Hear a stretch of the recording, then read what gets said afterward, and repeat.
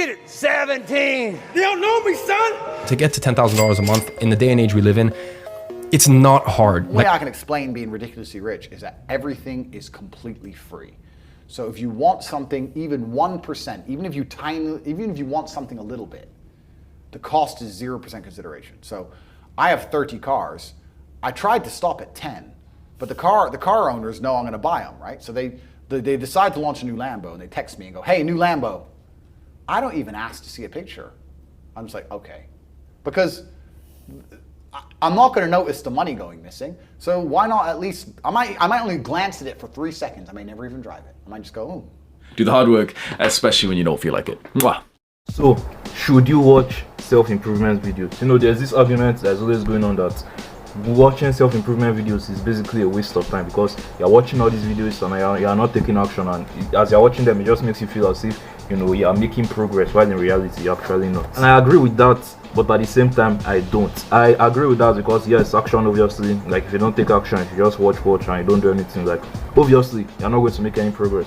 But I also disagree with that because watching self-improvement videos actually personally changed my life, and I'm very, very sure many people can also attest to this. Like before I started watching this type of content, we were basically just an average Joe, you know, living an average life with mild depression. You didn't even have any concept of like improving yourself. You didn't really have any direction in life. Like we were just existing basically. But it's almost as if when you watch all these videos, your eyes kind of opened to the reality of the world, and you thought to yourself like, wow, I can actually achieve stuff. Wow, I can actually improve.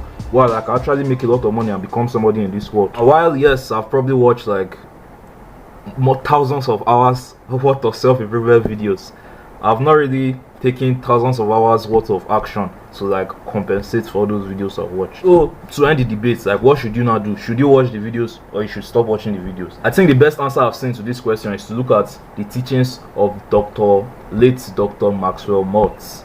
Just basically the guy that wrote Psycho-Cybernetics. So Psycho-Cybernetics is mostly about like, you know, changing your self-image and stuff like that. But there was one point he made in the book. So there was this part in the book, I can't remember the exact part. His client also was complaining to him that, you know, he's like too introverted and he wants to be more extroverted. And Dr. Maltz recommended that, you know, he just starts acting a lot more extroverted. He's the type of person normally that will just sit, like the client is the type of person that will just sit and, you know, not talk to anybody, just, you know, not speak at all. And Dr. Maltz said he should do the opposite of that. Like, he should literally just say stuff without even thinking. He should just like be loud. And his client was kind of defensive, like, oh, you know, yes, but you know, you have to think before you speak so that you actually say something reasonable and so you not make a fool out of yourself. And Dr. Maltz said, true, you are supposed to think and, you know, not make a fool out of yourself. But that advice is for people that are not like shy or introverted, like people that are confident, people that are able to express themselves. Yes, you are supposed to like, you know, take your time and think. But you that is an introverted person, you that is very, very shy, you that is dealing with low self-esteem and stuff, you are not supposed to think, just like talk, just kind of make it an habit to just explode, just say something random. Basically, he just recommended that you do the opposite of what, you know, the type of person you are. And I think this is the exact same solution to this whole should you watch self-improvement videos or not. Because if you are the type of person that watches a lot of videos, you know, you have watched thousands and thousands and thousands of hours worth of self-improvement videos, but you don't really take any action, you should start doing the opposite now. You should take a lot of action. Just take massive action without watching any video, without getting any guidance, without even thinking about what you're doing. Just like go ahead and just implement stuff. And on the other hand, if you're the type of guy that just goes ahead and just implements without taking time to learn things, without taking time to understand basic principles and stuff, you should not start watching a self-improvement video. So it's completely up to you, like which type of person are you. I know personally I'm the type of guy that wants to watch, maybe I want to start making money online, for example. I want to watch every single YouTube video, read every single article, if possible buy every single course and watch all the videos, read all the articles, and go through all the courses like 20 times over before you finally take the first step.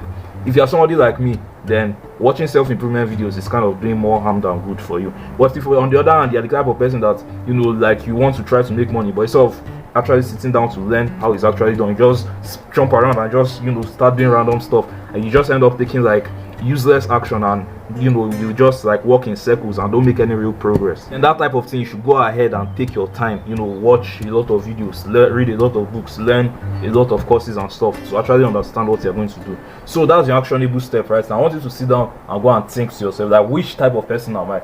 Just be honest with yourself. Which type of person am I? I know personally, like I said before, I'm the type of guy that just like taking action to me is, you know, is hard. So I'll default into the easy thing, which is just watching videos and learning.